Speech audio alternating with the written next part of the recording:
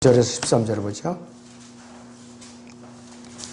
또 내가 너에게 말하노니 구하라. 그러면 너희에게 주실 것이요. 찾으라. 그러면 너희가 찾을 것이요. 두드리라. 그러면 너희에게 열릴 것이라. 구하는 자마다 받을 것이요. 찾는 자마다 찾을 것이요. 두드리는 자에게는 열릴 것이라. 너희 가운데 누가 아비된 자가 있어 아들이 빵을 달라는데 돌을 주며 생선을 달라는데 생선 대신 뱀을 주겠느냐. 또 알을 달라는데 전갈을 주겠느냐.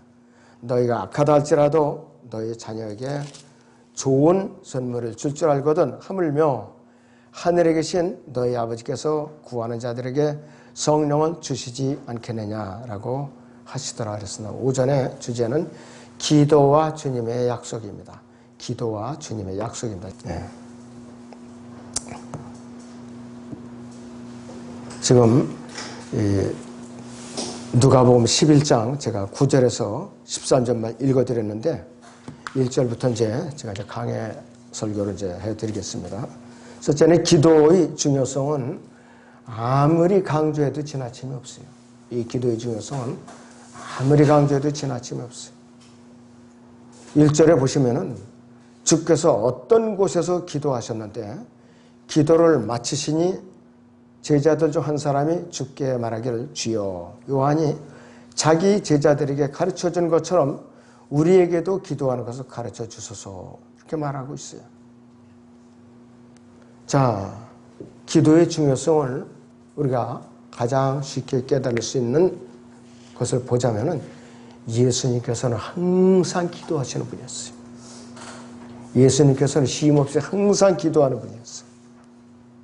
자, 그래서 예수님께서는 침례 받으실 때 마태복음 3장 15절에 17절에서 침례 받으실 때도 기도하셨고 또 이 누가복음 6장 12절에서도 12 사도들을 선임하실 때 그 다음에 또 이 군중들이 늘어날 때 누가복음 5장 16절에 군중들이 늘어날 때도 기도하셨어요. 그리고 이 12 사도들에게 신앙 고백을 요구하시기 전에 누가복음 9장 18절입니다.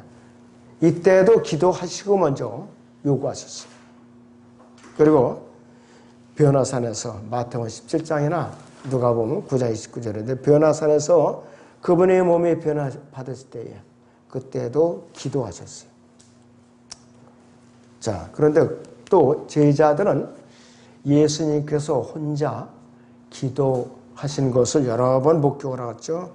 밤에는 올리브산에 올라가서 밤이 지새도록 기도를 하셨어요. 자, 그리고 그들은 예수님께서 이 영적인 능력과 지혜의 비밀을 배우고자 원했던 거예요. 기자들은. 도대체 이 능력이 어디서 나오는가를 배우기를 원했던 것이. 만약 우리가 매 순간마다 숨을 안 쉰다. 그러면은 공기를 들여 마시지 않는다면 육체의 생명이 끊어져요. 무호흡증이 그래서 무서운 거죠. 밤에. 자, 그렇기 때문에 이 골든 타임이라는 게 있잖아요. 사람들이 이제 뇌세포가 다 쓰러지면은 병원에 몇 분 이내를 못 가면은 그 뇌세포가 다 죽어버린다 그래요. 근데 많이 거의가 다 그 골든 타임을 놓친다 그래요.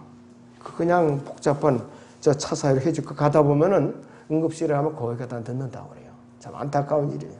그만큼 이 공기를 들여마셔 호흡하는 게 육체의 생명에도 굉장히 중요한 건데 영적인 호흡이 없다면 기도의 호흡이 없다면 영적인 생명은 말라 비틀어지고 마는 거예요. 여지없어요. 아주 마귀가 빈틈없이 순식간에 공격을 해갖고 아주 쳐버려요. 완전히.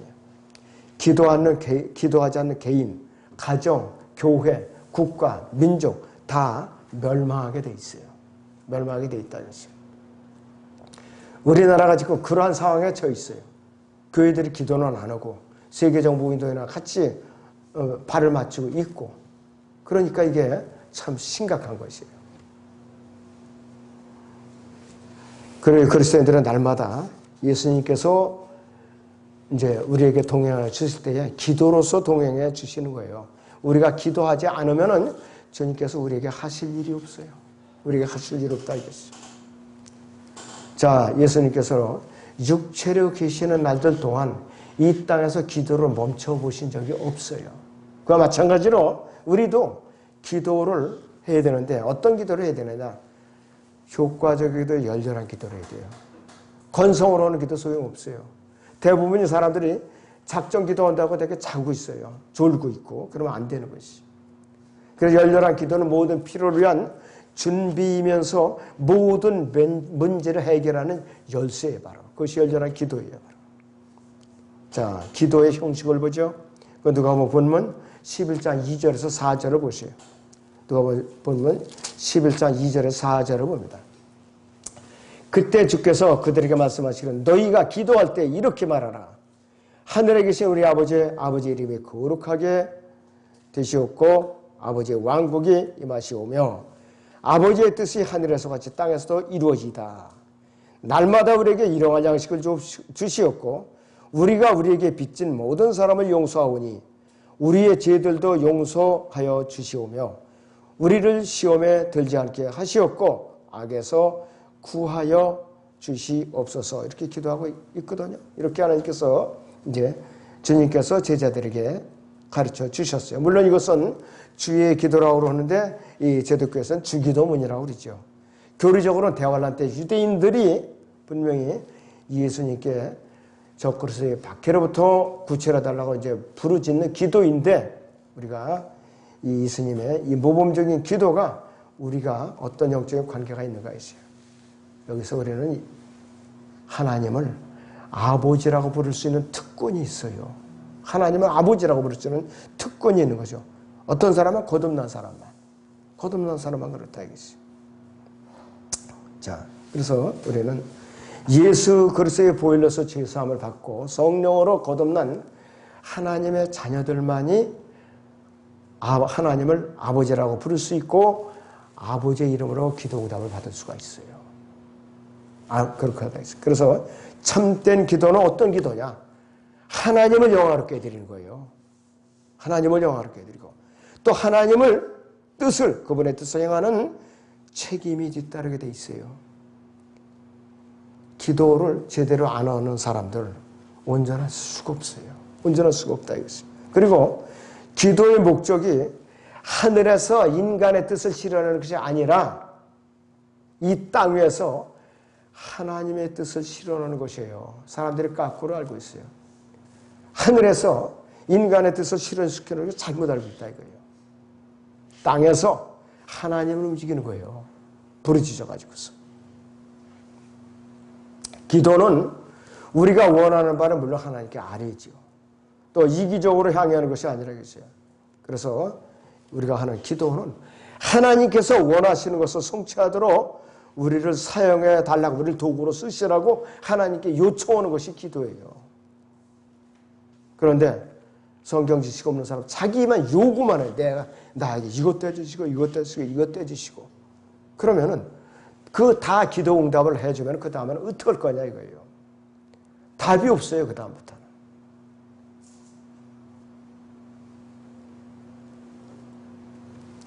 하나님의 이름이 영화롭게 되고요. 하나님의 왕국이 확장되고 강건해지고 하나님의 뜻이 실현되도록 하는 것이 우리가 아뢰는 기도의 최종적인 목적입니다. 여러분들.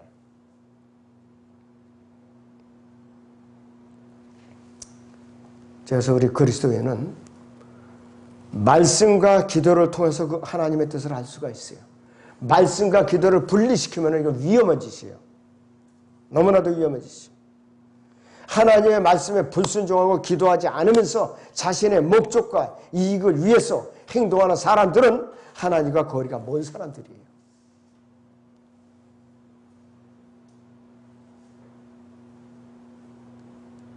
하나님께 나에게 뭘 베풀시기 전에 내가 하나님께 아뢰야 돼요. 하나님의 뜻을 이루어지시라고. 개인이나 가정이나 교회 안에서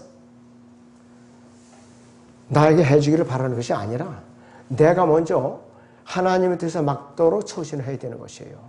그것이 그리스도인의 도리입니다. 바로.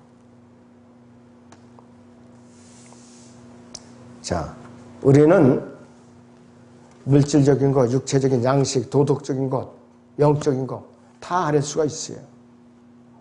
않을 수가 있는데 우리가 주님과의 관계가 과연 바로 설정이 되어 있느냐 이것이에요. 바로 설정이 되어 있느냐.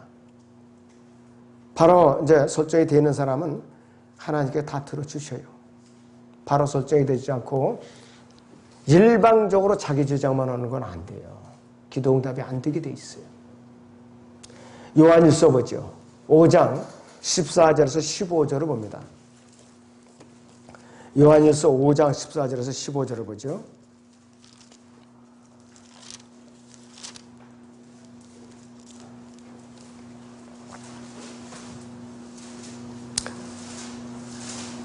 우리가 그의 안에서 가지는 담대함이 이것이니 그의 뜻대로 무엇이든지 구하면 그가 우리를 들으시는 것이라.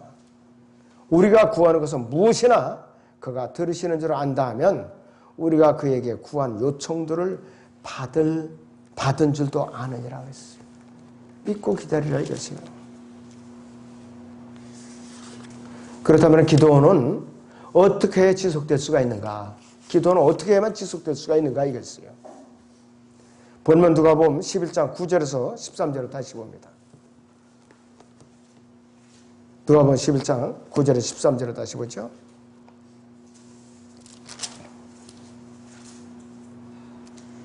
또 내가 너희에게 말하니 구하라 그러면 너희에게 주실 것이요 찾으라 그러면 너희가 찾을 것이요 두드리라 그러면 너희에게 열릴 것이라. 구하는 자마다 받을 것이요 찾는 자는 찾을 것이요 또 두드리는 자에게는 열릴 것이라. 너희 가운데 누가 아비가 된 자가 있어 아들이 빵을 달라는데 돌을 주며 생선을 달라는데 대신 뱀을 주겠느냐? 또 알을 달라는데 전갈을 주겠느냐?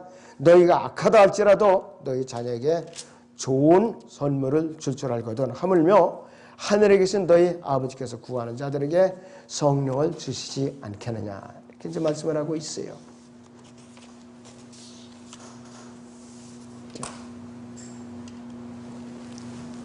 자, 우리가 다급할 때만 하나님을 찾는 것이 아니죠. 다급할 때. 하나님께 한 방 얻어 맞아야만 그때 찔끔해갖고 하나님을 찾는 거 아주 악한 습관이에요. 악한 습관. 그리고 기도 응답이 안 되면 이건 누구 때문에 기도 응답이 안 된 거야. 이런 원망이 나고 그러면 안 된다 이것이. 자, 아버지 하나님과 지속적인 관계를 올바로 맺어야 되는 것이에요. 올바로 맺어야 돼요. 예수님께서는 이것을 요한복음 15장 4절에서 내 안에 거하라. 내 안에 거하라 이거예요. 지속적으로 관계를 유지하라 이거죠. 사도 바울은 데살로니가전서 5장 17절에서 쉬지 말고 기도하라고 했거든. 이거는 잠도 자지 말라고 기도하는 걸 하라는 게 아니라 꾸준히 기도하라는 게 꾸준히. 걸리지 말고. 하나님께서는 우리가 이제 기도를 했을 때에 응답이나 무응답이나 두 가지로 응답을 하십니다. 응답을 하시지 않는 것은 이유를 알려주세요. 두 가지 이유를 알려주세요. 첫째는 응답을 해주면 이 사람이 잘못하면 넘어질 수가 있어요. 응답을 이제 해줌으로써 또 한 가지는 뭐냐? 응답을 해주면 믿음을 버릴 수가 있어요. 배가 불러가지고. 그렇기 때문에 응답을 안 해주시는 거예요.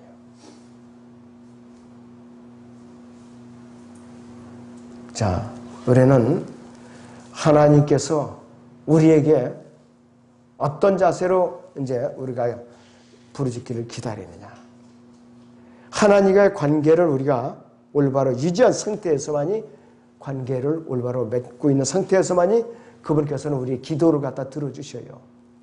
어긋난 상태에서는 곤란하다 이것이.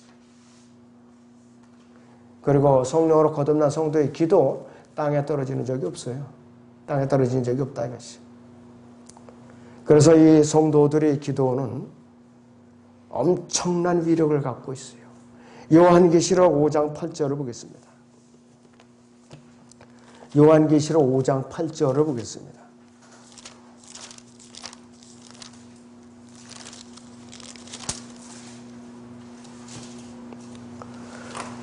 그가 그 책을 취하니 네 짐승과 24 장로가 각자 하프와 향으로 가득한 금오리병을 가지고 그 어린 양 앞에 엎드렸으니 그 향은 성도들이 기도라. 성도들이 기도가 셋째 하늘에선 아주 고상한 향으로서 상달되고 있어요. 향으로서. 보통 일이 아니에요. 또 요한계시록 8장을 보겠습니다. 1절부터 4절까지 보죠. 요한계시록 8장 1절에서 4절을 봅니다. 어린 양이 일곱째 봉인을 여실 때 하늘에 약 반 시간쯤 정적이 있더라. 그때 내가 보니 일곱 천사가 하나님 앞에 섰고 그들이 일곱 나팔을 받더라. 다른 천사가 나와서 그 명령을 가지고 제단에 서서 많은 향을 받았으니 이는 모든 성도의 기도와 함께 그것을 보좌 앞에 있는 금제단에 드리고자 함이더라. 그 향의 연기가 성도들이 기도와 함께 그 천사의 손에서 하나님 앞으로 올라가더라 그랬어요. 기도가 향과 함께 천사들이 손에 의해서 하나님께 상달이 되더라 이것이에요. 기도하고 있는 나는 모르지만은 그렇게 올라가고 있다 이거예요. 실제적으로. 그래서 기도는 성도들이 영적인 호흡이에요. 영적인 호흡이라 이것이에요. 자, 다윗은요 하루에 3번씩 기도 시간을 가졌어요. 하루에 3번씩. 시편 55편 17절을 봅니다. 시편 55편 17절을 봅니다.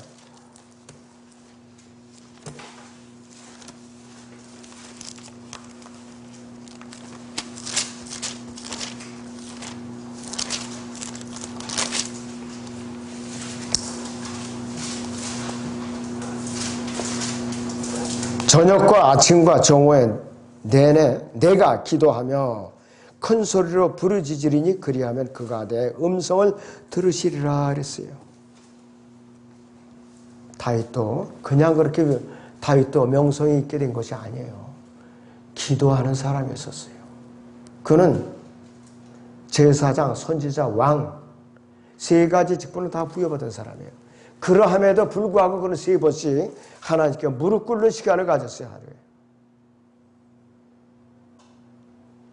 다니엘도 바빌론 포로로 끌려갔던 다니엘도 페르시아 왕 다리오 왕 때에 모함자들에 의해서 사자굴에 던져졌어요. 그런데 그는 그 칙령이 서명된 것을 알고 집에 가서 3번 무릎을 꿇고 하나님께 기도했어요. 다른 사람 같으면 절망했을 거예요. 타협하고 굴복했겠죠. 다니엘은 안 그랬어요. 다니엘 6장을 보겠습니다. 다니엘서 6장을 보겠습니다. 6장 10절에서 11절을 봅니다.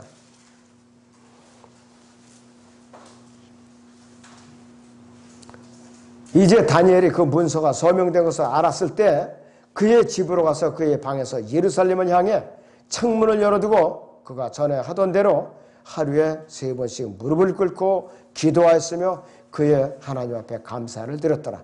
그때 이 사람들이 모였고 다니엘이 그의 하나님 앞에 기도하며 간구하는 것을 발견했더라 그랬습니다. 그래서 16절에서부터 보면 사자굴에 던져지죠. 그러니까 반대로 대적자들이 사자굴에 던져져서 산산조각이 나버렸어요.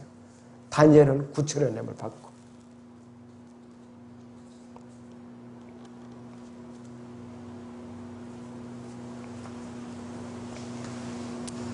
자, 시편 22편 24절을 보겠습니다. 시편 22편 24절을 보겠습니다.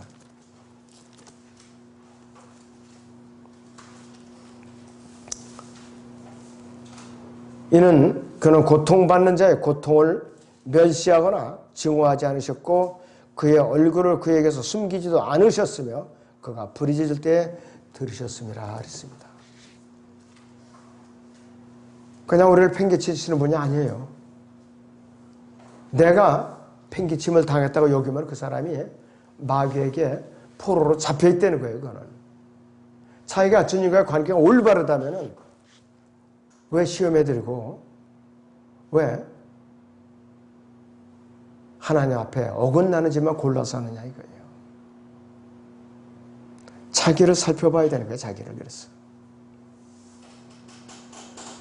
사도 바울은요, 우리가 고난과 역경에 빠져 있을 때에 어떻게 우리가 처신해야 되는가 이것이에요.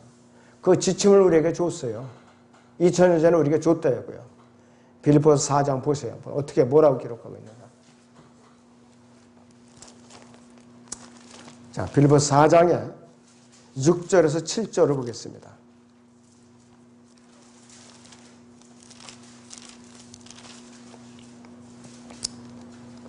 아무것도 염려하지 말고 다만 모든 일에 기도와 간구로 너희의 구하는 것들을 감사함으로 하나님께 알려지게 하라.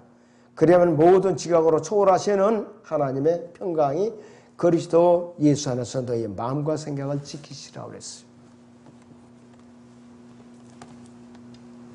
그래서 이 기도는 하나님의 자녀들, 양심이 있는 그리스도인들이라면 잠시도 쉴 수 없는 영적인 호흡이다 이것이에요.